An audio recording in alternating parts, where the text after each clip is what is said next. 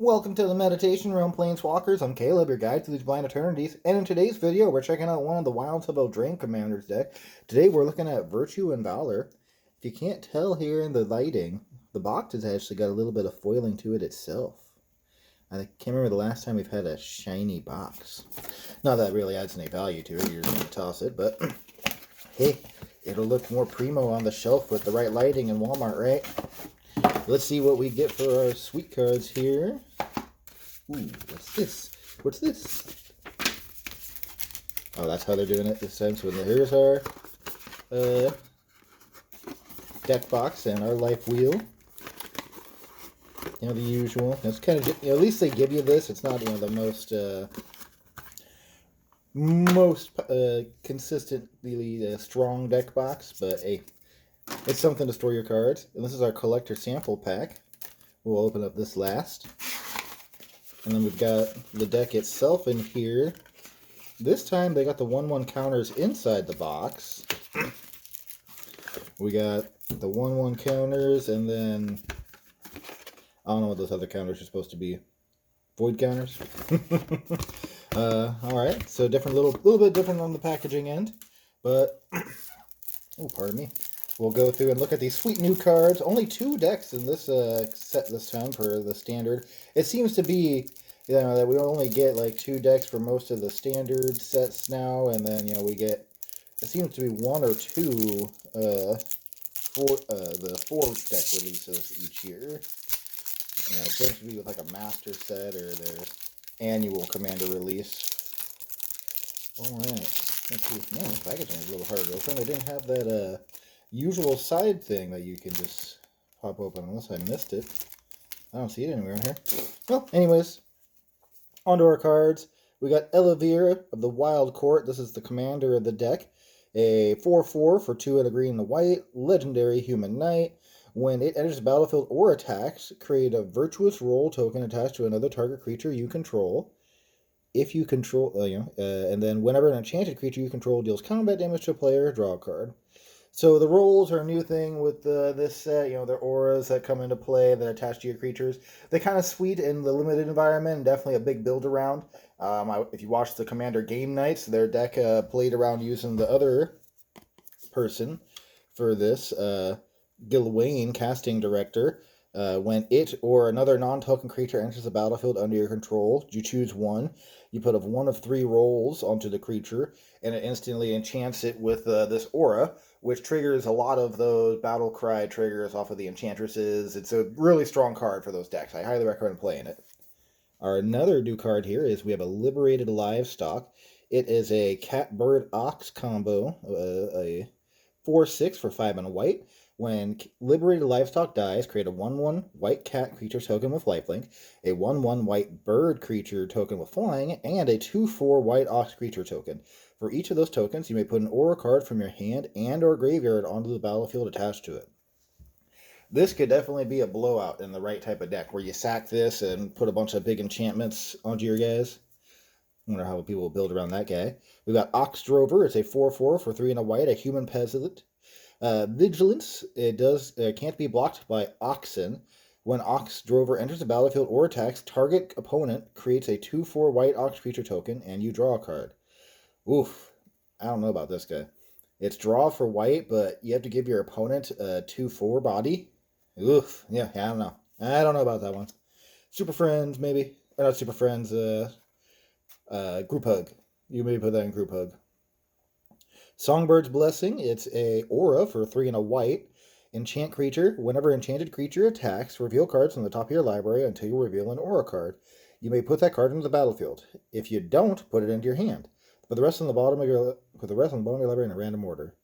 Definitely very strong for those aura related decks, because it helps you be able to attack with a creature, put another aura on it. So I definitely see that getting played in those right decks, those aura decks.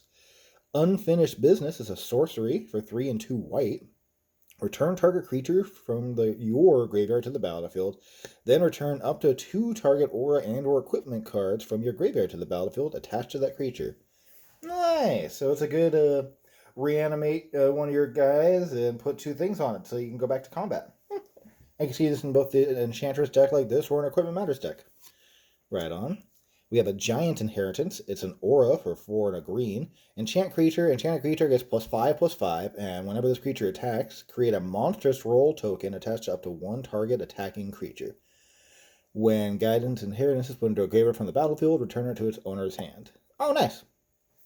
So it's a big buff that you keep returning back to your hand, and then it creates monster rolls, which is an enchantment that enters the battlefield and gives the creature trample.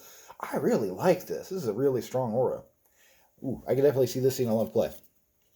We have a Knick-Knack Oof. It's a X in the green. Oof for one. It's a 1/1 to start off with. Enters the battlefield with X/1/1 counters on it. And when it enters the battlefield, reveal the top X cards of your library. You may put any number of aura cards with mana value X or less from among them onto the battlefield. Then put all cards revealed this way that weren't put onto the battlefield on the bottom of your library in a random order. So you can come in, pay 3 or 4 mana, look at the top 3 or 4 cards, put any auras that cost 3 or 4 less into play on them, or late game go big and hit the top 9 cards of your library for 10 mana, and then just go ham. Very strong. I don't know what's in green and white that necessarily gives haste as auras, but in other decks like red that can give this guy haste with an aura, it could definitely be very strong. Loamcrafter Fawn. It's a Satyr Druid for 2 and a green. It's a 3/3. When it enters the battlefield, you may discard 1 or more land cards. When you do, return up to that many target non-land permanent cards from your graveyard to your hand. So you discard lands to get non-lands? Meh. Timber Paladin is a 1/1 for 1 and a green artifact creature knight. As long as Timber Paladin is enchanted by exactly 1 aura, it has base power and toughness 3/3. As long as it's enchanted by exactly 2 auras, it has base power and toughness 5/5 and has vigilance. And if it's enchanted by 3 or more auras, it has base power and toughness 10/10, vigilance, and trample. So, this guy gets real big real quick. Just getting the enchanted portion up to 3 gets him to a base 10/10 vigilance trample, so +9/+9 on where he's at, and then the bonuses from those 3 auras. This is going to be really big in those aura build-arounds. Really strong. And then we have to the reprints, so Johnny's Chosen, Angelic Destiny, Archon of Sun's Grace, Austere Command, Celestial Archon, Daybreak Coronet, Eidolon of the Countless Battles, Core Spirit Dancer, Mantle of the Ancients, Realm Cloaked Giant, Retether. A lot of these cards were in the last deck too. The Enduring Enchantress, Starfield Mystic. I feel like I'm reading off most of that last list. Timely Ward, Timely Ward is so flesh if it targets a commander. Enchant creature is indestructible. Meh. I don't remember that card. It's okay. Definitely some okay cards for the build around. Some good reprints like Bear Umbra, Eidolon's always good in these decks. But again, so many of these things were just in the last Enduring Enchantress deck. And I know there's a lot of overlapping themes here with this being an Auras Matters deck and these guys being good in Aura, Enchantress Enchantment Matters. But still, lands. Hey, Hall of Helios Generosity. At least it fits the theme. And then we got some other stuff. Ethereal Armor is always good for these types of decks. Big buffs. And then all these other comments and non-comments that are kind of weak for a deck like this, to be honest. Again, I wonder what was it, like 10 cards, I think, from this that were in that last one? And that last one was a premium set. Why did we have to spend so much to see so many of the same reprints? Shouldn't there have been better ones in there? Or are these just so good and they've just been reprinted so much that there's just no value in so many of these rares? It's kind of surprising how little value some of these cards that are getting reprinted over and over and over again. It's not surprising because they're getting reprinted over and over again, but still. Makes you wonder what's the value going to be for Magic Market.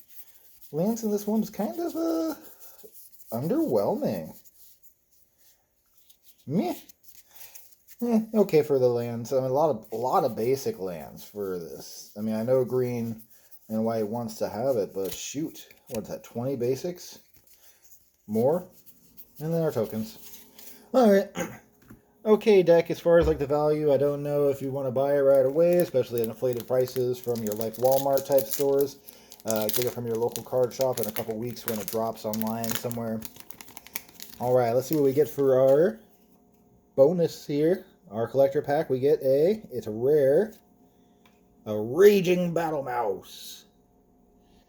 Second spell you cast each turn costs 1 less, and his Celebration at the beginning of your combat. If 2 or more non-land permanents enter the battlefield under your control this turn, target creature you control gets +1/+1 until end of turn. These guys are rare. I guess maybe he's too overpowered in draft. Yeah. And we got a Raid Bombardment. One of these enchantment-themed cards from this set. Really pretty sweet. Well, thank you for joining me, Planeswalkers. Some sweet cards to look over here. This set does have a lot of powerful cards, especially in the main set. Basically, all of the Virtues are amazing pickups. Some of the own Planeswalker, Ashiok, a lot of the other great cards. The Man Lands for Commander. Highly recommend you pick up all of those. If you haven't already, like, share, and subscribe. Thank you for joining me, and I look forward to seeing you here on the next video.